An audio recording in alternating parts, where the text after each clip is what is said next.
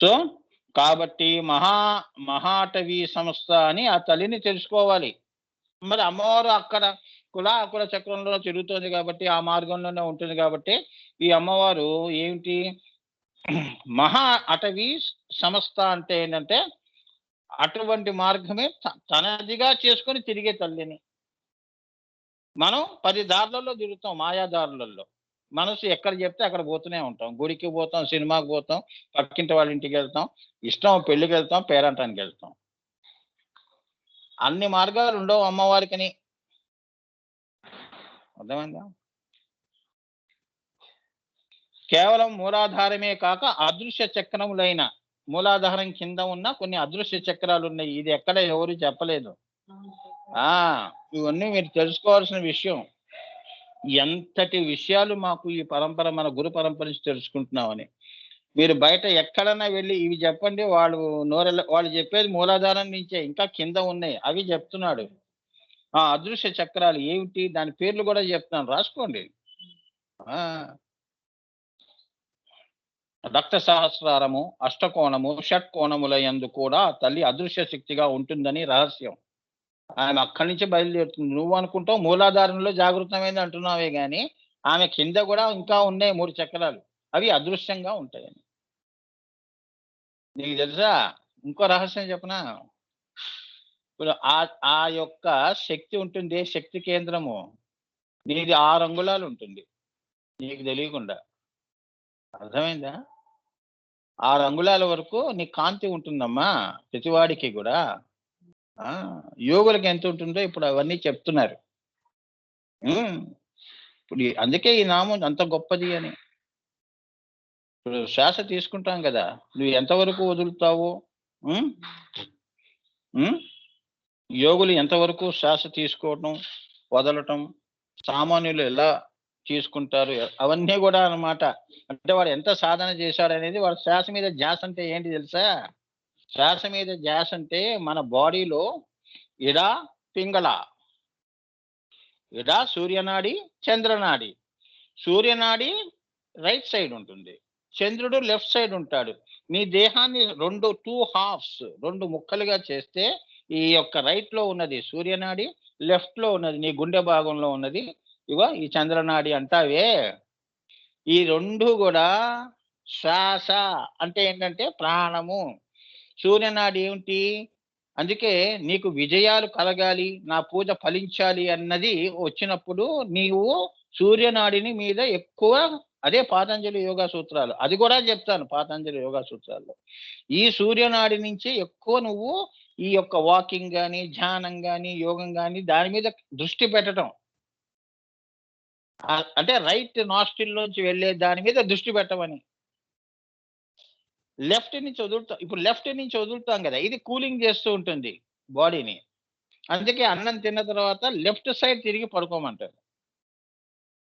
నువ్వు చేసినదంతా గూడా కూలింగ్ అవుతూ ఉంటుంది. అంటే నువ్వు అనుకున్నవి రేపు పొద్దున్నే నేను ఈ ధ్యానం జేయాలి, యోగం చేయాలి, అనుభూతి రావాలి అనుకునేవి ఏవైతే లక్ష్యాలుగా పెట్టుకుంటావో, ఈ లెఫ్ట్ సైడ్ పడుకోవటం వల్ల ఈ శ్వాస ఈ కూలింగ్ అంతా చేసి విజయము అంటే ఆ లక్ష్యాన్ని ఇంకా హ్మ్, బలం చేకూరుస్తాయి. అది చాలా గొప్ప రహస్యం అది. సూర్యనాడి, చంద్రనాడి అంటే జస్ట్ లైక్ మీ సెల్‌లో ఉన్నట్టుగానే కూలింగ్ జేయాలి గదా! మళ్ళీ యాక్టివ్‌గా పనిచేస్తుంది. లేదు అంటే వేడెక్కి కార్లు గూడా ఏమవుతాయి మంటలొస్తాయి.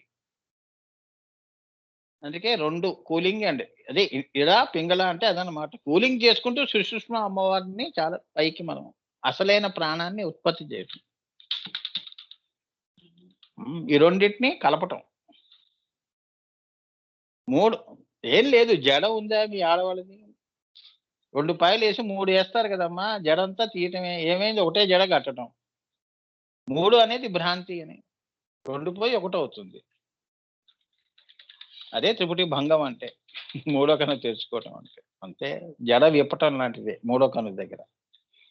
అదే ఆకాశగంగ అంటారు. సుషుష్మ అది మీరు గురువుగారి దాంట్లో వినండి మీకు అన్నీ చెప్తారాయన. అది ఎలా జరుగుతుంది ఏమిటి అనేది గురువు ఆధ్వర్యంలో మీరు చేదురు గాని. నేను చెప్తాను. మేమున్నాంగా. ఇంకా చాలా ఉంది ఇడా పింగళ మీద. నేను కొద్దిగా టచ్ చేశాను. అది హీటు, ఇది కూలింగ్ అని గుర్తుంచుకోండి అంతే. ఫ్రిడ్జ్‌లో కూడా ఉంటుందిగా. కూలింగ్ ఉంటుంది, హీటింగ్ ఉంటుంది. అన్నిట్లో కూడా ఈ చంద్రుడు, సూర్యుడు ఈ నాడులు పనిచేస్తూనే ఉంటాయి. ఎక్కువగా చంద్రుడి మీద ఆధారపడకూడదని. రైట్ సైడ్ సూర్యనాడి చక్కగా పెట్టుకున్నావంటే ప్రాణం చక్కగా ఉంటుంది.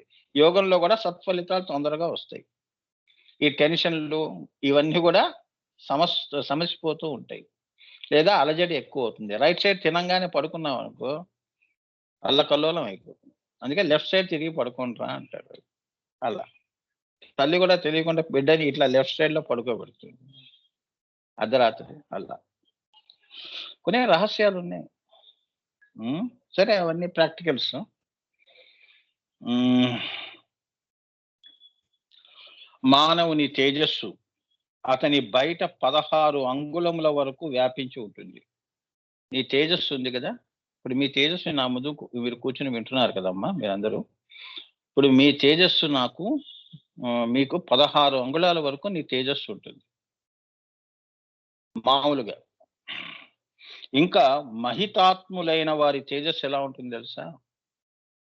హ్మ్. ఇంకా ఎక్కువ దూరం వ్యాపించి ఉంటుంది. అందుకే నేనన్నాను చూడండి. వాళ్ళు అడవుల్లో తిరుగుతున్నా వాళ్ళ తేజస్సుతో ఏ దుష్ట శక్తులన్నీ గమనించి పారిపోతాయని అందుకనే అన్నాను. అంతేనా? అది రహస్యం. దుష్ట శక్తులు నీ వైపు రావు. నీకు దారి ఏర్పరుస్తాయి. నిన్ను ఇబ్బంది పెట్టవు. నువ్వు వెళ్ళిపోయిన తర్వాత మళ్ళీ ఆ దారిలో అవన్నీ వచ్చి ఆక్రమిస్తాయి. నువ్వు ఉన్నంత వరకు ప్రైమ్ మినిస్టర్ వస్తే ట్రాఫిక్ అంతా ఆగిపోదు. అలా. అలా చెప్తే అర్థమవుతుంది. ఎంతటి వాడైనా ఆగిపోవాల్సిందేగా. నేను గొప్పవాడిని, కోటీశ్వరుడిని, నన్ను ఆపుతారా ప్రైమ్ మినిస్టర్ వస్తున్నాడని నువ్వు ఎంత అరిచినా తీసుకెళ్ళి బొక్కలో ఏస్తారు. అంతేగా. టాటా అయినా, బిర్లా అయినా ఆగాల్సిందే. అది. అందుకే మహితాత్ములైన వారి తేజస్సు ఇంకా ఎక్కువ దూరం వ్యాపించి ఉంటుందమ్మా అని చెప్పటం ఈ కారణం చేతనే. అందుకే గురువు యొక్క సమక్షంలో కూర్చోవటం. హ్మ్. హ్మ్. అందుకే పెద్ద గురువు గారు అందుకే అన్నారు. "నీకు అర్థమైనా కాకపోయినా వచ్చి కూర్చోరా వెధవా" అంటాడు. తిడుతూ ఉంటాడు. "నా తేజస్సుతోనే నీకు జ్ఞానం వెలుగుతుంది వెళ్ళు." అవునా? ఆ! అందుకే గురువు సమక్షం అంటేనే అమ్మవారి సమక్షం అనుకోవాలి. ఏమ్మా! వారు నీకు స్పర్శ దీక్షలు ఇవ్వటం గాని, అది ఇచ్చారంటే వారి తేజస్సంతా నీలోకి రావటమే. అవునా? ఆయన దుష్టశక్తి గాదు గదమ్మా! అమ్మవారి తేజస్సంతా నాలో ప్రవేశపెడుతున్నాడని అనుకోవాలి ఇది. గురు శక్తి అంతా నీలోకొస్తుందని. నీ ద్వారా గొప్ప గొప్ప కార్యాలు జరుగుతాయి. నీ కార్యాలే కావు. లోకానికి జరగవలసినవి నిన్ను ఎంచుకుంది. అందుకే నీలో అంత తేజస్సు ఉందని. తేజస్సు ఎక్కువ ఉన్నవాళ్ళే ఎన్నో పనులు జేస్తారు. తేజస్సు కళావిహీనం ఉన్నవాళ్ళు ఏం జేస్తారు? ఇళ్ళల్లో గూర్చుంటారు. నాకు ఓపిక లేదండి బాబు. సంసారంతోనే సరిపోతుంది నాకు అని ఏడుస్తూ మామూలుగా ఏమి యోగము, ధ్యానం ఇవి చేయకుండా ఉంటే 16 అంగుళాలు. ఇంకా ఎక్కువ చేసామనుకో మొత్తం అర్థమైందా? ఇక అదంతా వారి తేజస్సు మరి గుడిలో గూడా అంతే గదా! తేజస్సే. అవునా? గుడికి వెళ్తే నువ్వు గూడా ఆలోచన చేయటం మానేస్తావు. ఆ తేజస్సు అంత గొప్పదని.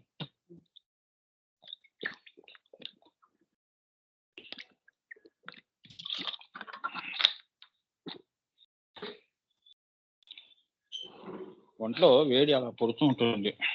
నామాలు ముట్టుకుంటే చాలు. దాహం బాబోయ్! వేడి అమ్మవారి నామాలు. హ్మ్. అందువలన కేవలం మూలాధారం వరకే కుండలిని మార్గం అనటం తప్ప ఆ తల్లి యొక్క మార్గము రక్త సహస్రారం నుండి బ్రహ్మశీర్ష పర్యంతము ఉంటుందని తెలుసుకోవాలి. అక్కడ వరకే జాగృతంగా చంకలెగరేసుకోవటం కాదు. ఆమె యొక్క లక్ష్యం ఎంతవరకు ఉంటుంది? రక్త సహస్రారం అంతా ఆమె తిరిగి శ్వేత సహస్రారం అకుల చక్రాల్లో కూడా వెళ్ళిపోతూ ఉంటుంది అని అర్థం చేసుకోండి అని చెప్తున్నారు. ఇక్కడ ఇంత యోగా రహస్యం చెప్పారు. దీని మీద నేను విశ్లేషణ ప్రాక్టికల్స్‌లో చెప్తాను. ఎందుకంటే ఇది ఇలా చెప్పకూడదు. కలుపుకుంటూ చెప్పకూడదు. ఎందుకంటే ఇది రహస్యం బట్టబయలైపోతుంది. ఎందుకంటే భవిష్యత్తులో వచ్చే వాళ్ళందరికీ ముందు జ్ఞానం ఇస్తే చాలు. తర్వాత వాళ్ళు దాన్ని అనుభూతి చేసుకుంటారు. అది మనం చెప్పకూడదమ్మా. అర్థమైందా? మనకు గూడా అనిపిస్తుంది కారు ఏముంది స్టీరింగ్ తిప్పటమే గదా అంటాం. చూడంగానే ఏముందండి పెద్ద పని స్టీరింగేగా, చక్రం తిప్పటమేగా. ఇటు తిప్పితే టైర్‌లు ఇటు తిరుగుతాయి. అటు తిప్పితే అటు తిరుగుతాయి. నాకొచ్చేసిందంటే కూర్చో మరి. నడుపు. అది గురువు జేస్తాడు అవన్నీ. ఏమ్మా? ఏడవ నామము దాహ. దాహం. అంటే దాహ అంటే మంచినీళ్ళు తాగి దాహం తీర్చుకునేది గాదని. దహించవేయగలిగిన దహించటం. అంటే ఏంటి? దహించునది. అంటే దృశ్యమును, అదృశ్యమును దుర్కుని అన్నిటిని దహించుకుంటూ పైకి వెళ్ళి అమృత స్వరూపిణి అవుతుందని.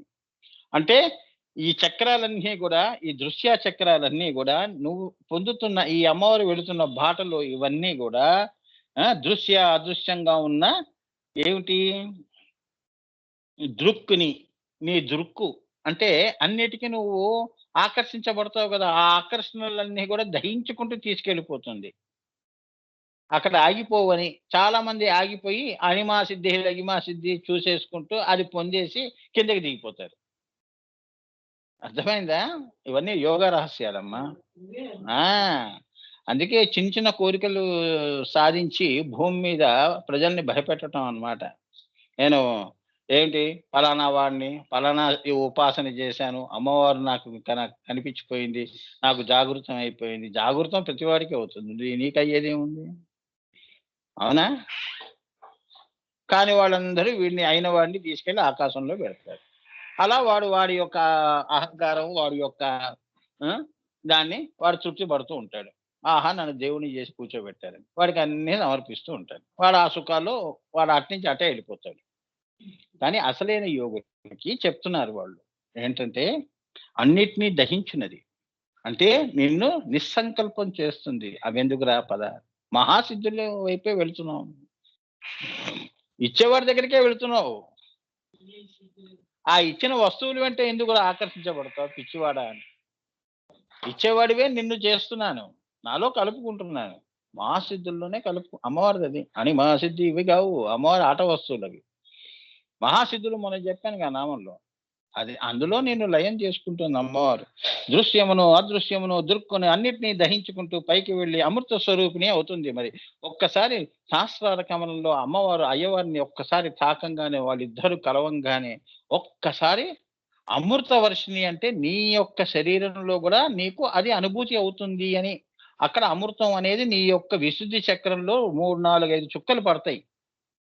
అది తాగినప్పుడు నీకు సచ్చిదానంద బ్రహ్మ బ్లిస్ బియాండ్ జాయ్ అది కల్పిస్తుంది అమ్మవారు. అంటే వాడు గౌతమ బుద్ధుడయ్యాడని. అర్థమైందమ్మా? అది అమృత వర్షిణి అంటే అది. హ్మ్. మృతములు అన్నీ పోయి అమృతములు అవుతాయి. ఈ దృశ్యాలన్నీ మృతములు. అంతేగా? కోరిక ఉంది అంటే మృతమే. ఆ కోరికతోనే నువ్వు చనిపోతావు. అది నిస్సంకల్పం చేసి నిన్ను అమృతం చేస్తోంది. అదే తమసోమా జ్యోతిర్గమయ. మూడో చక్రం దాటటమే తమసోమా జ్యోతిర్గమయ మృత్యోర్మా అమృతంగమయ. మృత్యోర్మృత్యు మృత్యుంజయ అని నేను చదివాను గదా! అదే మూడో కన్ను పైకి దత్తాత్రేయుల వారు తీసుకెళ్తున్నారని అమృత పుత్రులు, అమృత పుత్రికలు చేస్తున్నాడు ఆయన నిన్ను అని. అదనమాట. ఎప్పుడు నువ్వు యవ్వనంగా అదే సౌందర్య లహరి అంటే. నీ ఆత్మ సౌందర్యమే గొప్ప సౌందర్యము. అది ఇవాళ ఉండి రేపు పోయేది కాదు అని. అలాంటప్పుడు నువ్వు అమృత పుత్రికవే. నువ్వు మృతంలో శరీరమే నేను అనుకున్నప్పుడు నువ్వు రోజు మేకప్ జేసుకోవాలి. అక్కడికి వెళ్ళినప్పుడు నువ్వే అమృత మహా సౌందర్య లహరి. అది. నీ ఆత్మ అక్కడికి వెళ్లి కలపటమే సౌందర్య లహరి. సృష్టి చేయటమే కాదు, కలవటము గూడా సౌందర్య లహరి అని తెలుసుకోండి. ఇది నేను చెప్తోంది. సృష్టి అమ్మవారు చేసింది మహా సౌందర్యంతోనే. ఆ సౌందర్యంలో నువ్వు గూడా సౌందర్యమే గాబట్టి, ఆ సౌందర్యం తెలుసుకొని కలవటం గూడా మహా సౌందర్యం. అవునా? భర్త భార్య మాట విందంటే అబ్బో! వాడికి ఆనందానికి అవధులు లేవు. అవునా? ఒకరినొకరు అన్యోన్యంగా ఉంటారండి గౌరవించుకుంటూ అని. సౌందర్యం అంటే అది. అదే కాపురం. అవునా? అదే బొమ్మరిల్లు. ఎంత చక్కగా ఉందండి వాళ్ళ ఇల్లు. ఇద్దరు పాపలను వేసుకొని బాగున్నారు అన్నట్టుగా అన్నమాట. అలా చెప్తే అర్థమవుతుంది. సో, అదే చితగ్ని స్వరూపము. అదే దాహ అంటే. దాహ అంటే అది. ఆ తల్లి జాగృతం దగ్గర బయలుదేరినప్పుడు ఆమె దాహం తీరనిది. అందుకే ఆ అయ్యవారిని కలిసే వరకు దాహ ఉంటుంది. దహించుకుంటూ తనని తాను అన్నిటిని పోగొట్టుకుంటూ, అన్ని కళల్ని తీసేసుకుంటూ నాకేదీ లేదు.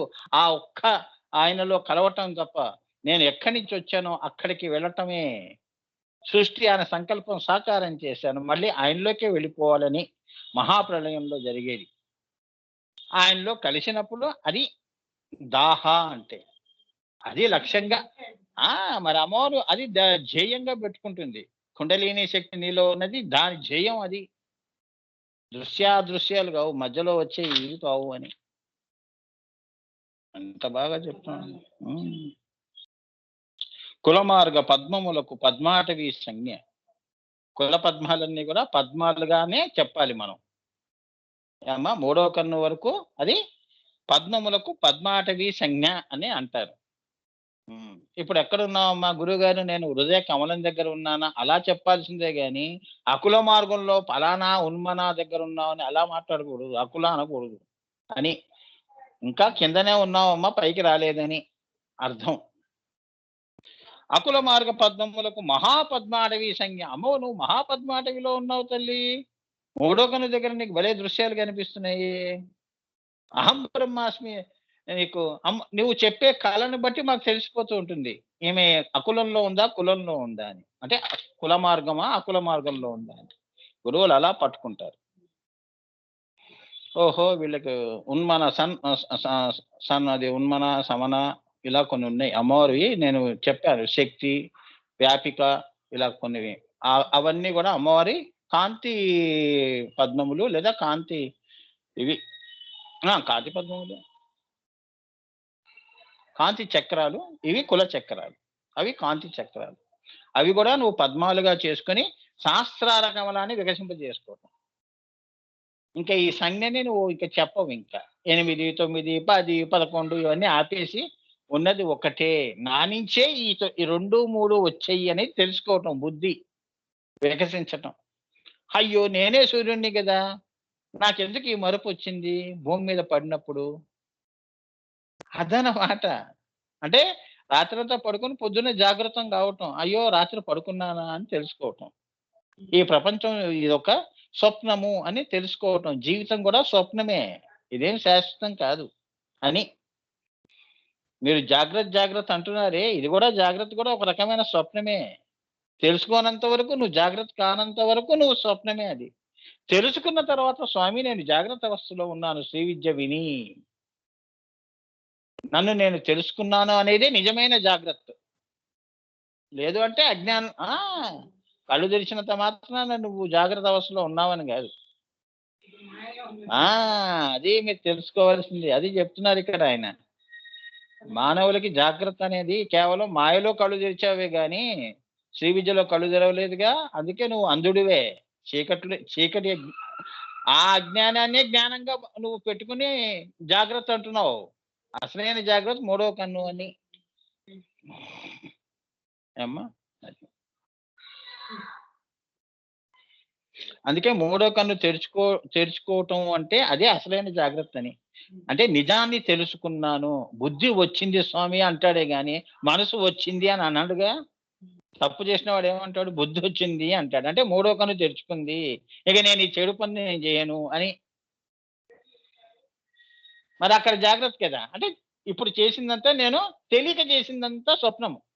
తెలిసి చేసింది మూడో కన్ను దగ్గర అది అసలైన తెలుసుకోవటం. ఏది మాయ, ఏది అమాయ, ఏది సత్యము, ఏది అసత్యము. అది నువ్వు మూడో కన్ను దగ్గర తెలుసుకుంటావు గానీ, కింద తెలుసుకో నాయనా అని. అది గురువు యొక్క అనుగ్రహం వలన అదే దత్తాత్రేయ సాంప్రదాయంలో అందుకే మనం ఆ యొక్క దత్తులు వారు జాగ్రత్త, స్వప్న, సుషుప్తి 3 అవస్థలకి ఆయన 3 శిరస్సులు. నిన్ను తుర్యంలోకి తీసుకెళ్ళే ఆ 3 పోయి ఒకటిగా చేసేవాడు తుర్యంలో శ్రీ దత్తాత్రేయ. అందుకే ఓం మహూం మహూం ఓం హ్రీం హోం. అది. 2 చేసి ఒకటిగా నించోబెడతాడు. అక్కడ నీతో అహం బ్రహ్మాస్మి అనిపిస్తాడు. మొదటి వాక్యం సానుభూతి చేయిస్తాడు. అలా 4 మహావాక్యాలు ఉన్నాయి. అది నేను పంచదశిలో చెప్పాను. ఒకసారి పంచదశి నా యొక్క లెక్చర్స్ వినండి. సో, ఇప్పుడు ఈ యొక్క కుల మార్గంలో ఉన్న అక్షరాలు ఏవేవి ఉంటాయో అవి కూడా న్యాసం చేయొచ్చు. తప్పులేదు. నేనిప్పుడు కయ్యి ఇలా అన్నాను గదా!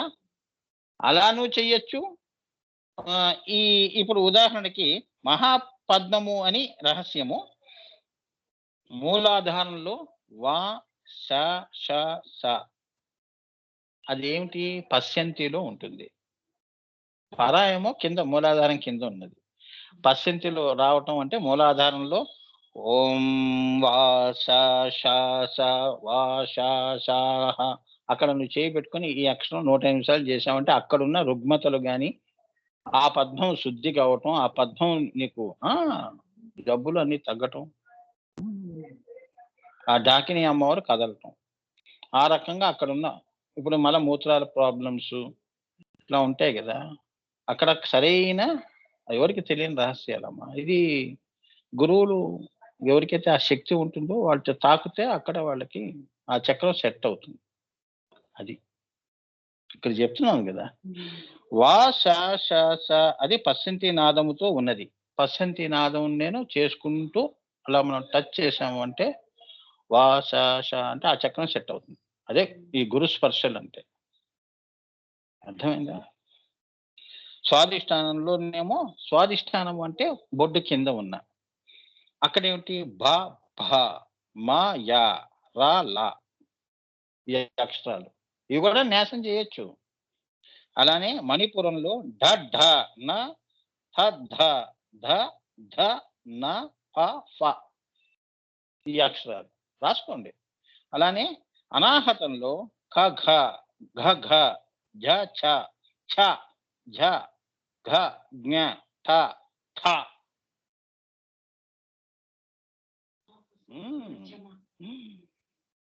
అంటే ఈ చక్రాల అక్కడ ఈ అక్షరాలన్నీ కూడా నాదములు. ఇవి నేను ప్రజ్ఞా విలాసంలో చెప్తాను. ఇవి చక్కగా ఉన్నాయి అంటే ఆ చక్రం చక్కగా వికసిస్తుంది. యాక్టివ్‌గా ఉంటుందని. అక్కడ తేజస్సు చాలా గొప్పగా ఉంటుందని. ఇక శారీరక రుగ్మతలేమున్నాయి అవి అక్కడికక్కడే తొలగిపోతాయి. అక్కడ సరైన కోఆర్డినేషన్ కాంతి అక్కడ గనక ఆ శక్తి వీక్ అయింది అంటే ఆ చక్రం వీక్ అవుతుంది. అక్కడ లేని అవన్నీ నీకు శరీరంగా బయటకి నీకు కనిపిస్తూ ఉంటాయి. జబ్బుల రూపంలో. అలానే విశుద్ధ చక్రంలో అకారాది షోడశీ స్వరములు. అకారాది షోడశీ స్వరూపాలు ఉంటాయి. అమ్మా విశుద్ధి చక్రంలో. అంటే అవి అవన్నీ ఉంటాయని. ఇవన్నీ కూడా పశ్యంతి స్వరూప చక్రములే. ఇవన్నీ పశ్యంతిలోనే ఉంటాయి.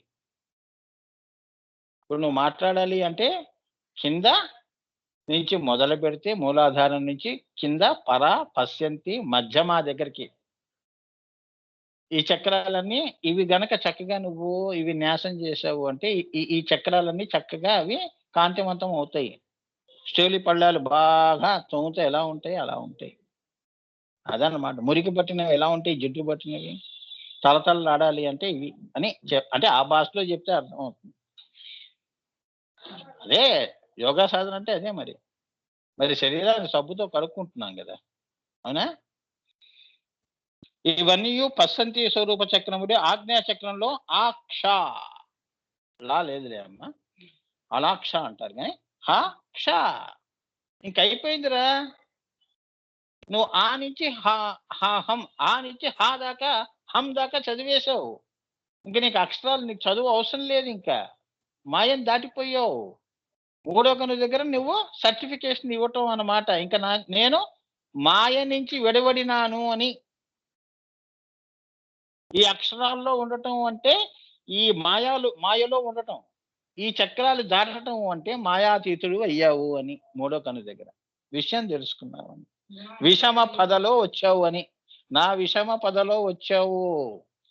సో నా కన్ను నీకు ఇస్తాను అని అప్పుడు ఇస్తే అప్పుడు నువ్వేమంటావు? ఆ కన్నుతో చూసి అహం బ్రహ్మాస్మి అంటావు. అర్జునుడికి జరిగింది భగవద్గీతలో ఇదే. ఇక్కడి నుంచి చూపించాడు ఆయన. కింద చక్రాల్లో ఉండి చూపించలేదు. మీరు సినిమాలో చూసినట్టు విశుద్ధి చక్రం అహం బ్రహ్మాస్మి అనిపించినప్పుడు ఆయనలో అప్పుడు ఆ అర్జునుడికి ఆ అనుభూతి కలిగింది. నేను అందులో ఒక భాగము అని తెలుసుకున్నాను. అదే ఆయన విశ్వరూప దర్శనంలో రహస్యాలు.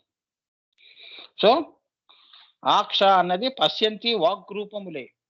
పశ్యంతి యొక్క వాక్కు యొక్క రూపములే. ఆజ్ఞా చక్రంలో ఆక్ష పశ్యంతి వాక్ రూపములే అంటే విశుద్ధి చక్రంలో దాకా వచ్చావు కదా, దాని తేజస్సే మూడో కన్ను దగ్గర ఆక్ష అంటున్నావురా వెదవా అని.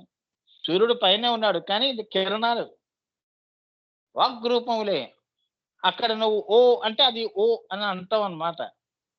వాక్ రూపములు ప్రతిస్పందన అర్థమైందా? దాని రూపములే. సహస్రారము పరావాక్ రూపము. నువ్వు మూడో కన్ను దగ్గర నువ్వు తెలుసుకున్నావే, అక్కడ దాకా వచ్చావు కదా, ఆ వాక్ రూపము లోకి వచ్చినప్పుడు అక్కడ నీకు సహస్రారం ఎలా ఉంటుంది? సహస్రారము ఈ యొక్క ఆజ్ఞాచక్రం యొక్క వాక్ రూపము. ఆయన సూర్యుడైతే మూడో కన్ను కిరణం అయిందని మళ్ళీ నువ్వు అక్కడికి వెళ్తావు సూర్యుడి దగ్గరికి అని. అర్థమైందా? పట్టుకొని తాడు పట్టుకొని వెళ్ళటం లాంటిది వాక్ రూపములే. నేను కరెక్టే వెళ్తున్నానని తెలుసుకోవడం అన్నమాట.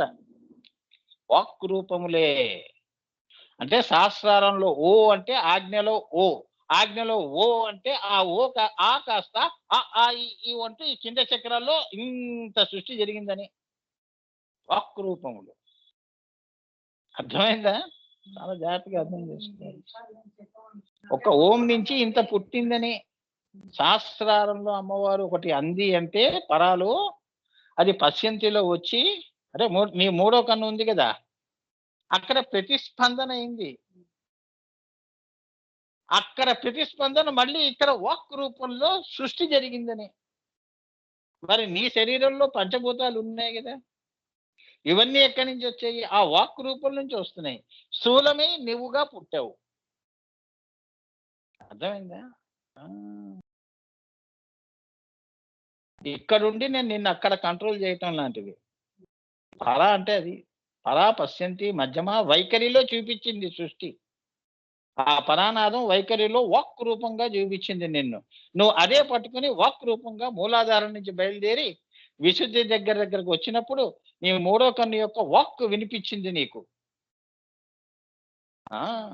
హ్రీం కయీలహరయీం హసకహల హ్రీం సకల అన్నప్పుడు హ్రీం అరే హ్రీమే మళ్ళీ హ్రీం సకల అవుతోంది. సకల అన్ని అవుతోంది హ్రీం సకల. నేను మళ్ళీ హ్రీం అంటూ ఎక్కడికి వెళ్ళిపోతున్నాను? బ్రహ్మకచ్చం దగ్గరికి వెళ్ళిపోతున్నాను, పరాలోకి వెళ్తున్నాను అని. ఈ నాదం యొక్క నాదాంతం దగ్గరికి వెళ్తున్నానని. అంతుందమ్మా.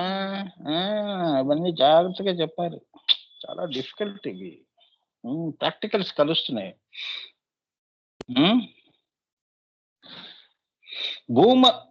భూమా విద్య బిందు భూమా విద్య అంటారు. భూమా అంటే మూడో కన్ను విద్య, అదే త్రిపుర రహస్యం అంటే. భూమా విద్య బిందు బిందు విసర్గ ఆకాచాట తాపాయాస వర్గం. బిందు అంటే బ్రహ్మకచ్చంలో ఉండదు, దాని విసర్గం. భూమధ్య బిందు విసర్గ ఆకాచాట తాపాయాస. ఆ వర్గం కా వర్గం తా వర్గం ఇట్లా.